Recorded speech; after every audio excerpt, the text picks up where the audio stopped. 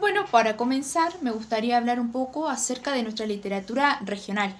Quizás hayan leído en algún momento alguna obra, algún cuento, poema de alguno de nuestros escritores locales o de algún escritor de Entre Ríos. Si es así, ya conocen un poco sobre la temática. Pero para comenzar, ahora me gustaría hablar sobre lo que algunos críticos plantean en cuanto a la diferencia que hay o la clasificación que hay de la literatura entrerriana y de la literatura de Entre Ríos y la diferencia entre ambas. La literatura entrerriana habla de la provincia de Entre Ríos, el color local, su gente, los paisajes de la región.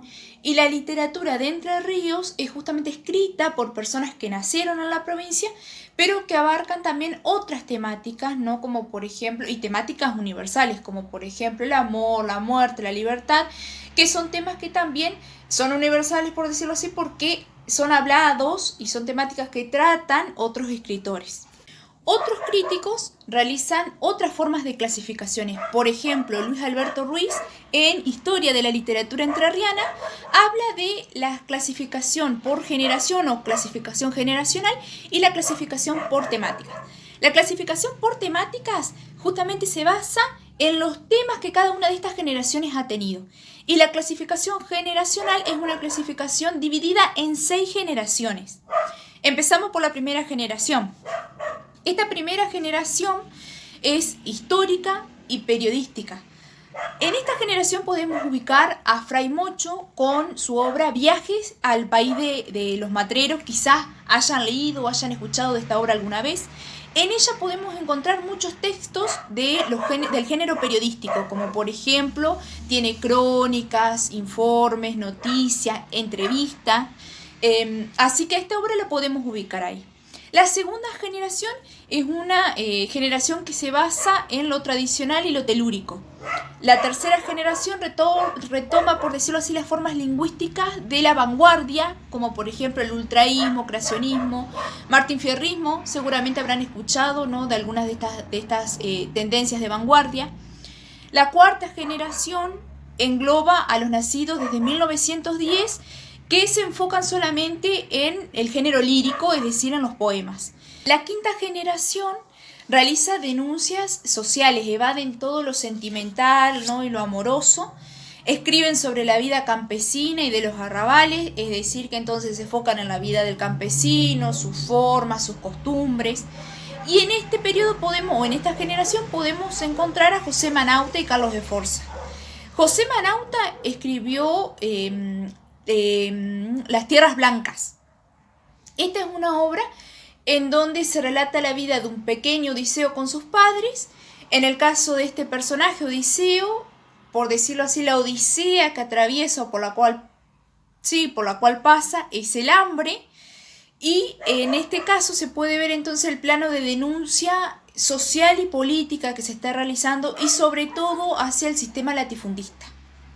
Y la última generación se destaca en el verso, en la prosa, en textos académicos como por ejemplo el ensayo. En esta podemos ubicar inclusive autores locales, escritores locales como Federic Bielini, Alicia Cóceres del Scherelsecker, Marta Luna.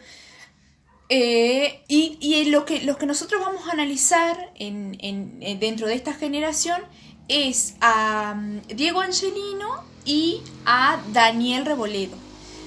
Este último escritor es el autor de la obra de teatro La Yegua Blanca, que por decirlo así se puede relacionar con el cuento que escribe Diego Angelino, que es Antes de que amanezca, se llama el cuento, y se pueden relacionar en las temáticas como por ejemplo la licantropía, la maledicencia y la vida pueblerina. En esas temáticas se pueden hacer estas relaciones intertextuales con ambos cuentos.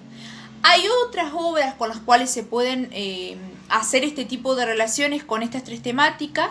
Por ejemplo, hay una leyenda de Bécquer que se titula La Corza Blanca y que es muy similar a La Yegua Blanca. Inclusive el autor, Reboledo, en el prólogo, advierte que tuvo la influencia de esta obra y de muchas otras obras más, inclusive de un mito dentro de su pueblo. Y este autor nació en Gualeguay, una localidad vecina, en 1952. Escribió muchas obras porque fue poeta, cuentista, novelista, dramaturgo y fue profesor de matemáticas e inclusive magister en una materia llamada metodología de la investigación, que es una materia que seguramente ustedes dan y conocen. Bueno, él dio esas materias en la UNER, en la Universidad de la UNER. La obra que van a analizar, que es La Yegua Blanca, está compuesta de 8 escenas, tiene 7 personajes, es muy importante el mito de la licantropía y la vida pueblerina. Se ambienta, por decirlo así, en la época de principios del siglo XX. Entonces ustedes en el análisis tienen que prestar atención. ¿Por qué? Porque el hecho de que se ambiente en esta época sirve mucho a que se crea o favorece mucho las creencias, ¿no?, en cuanto a este mito.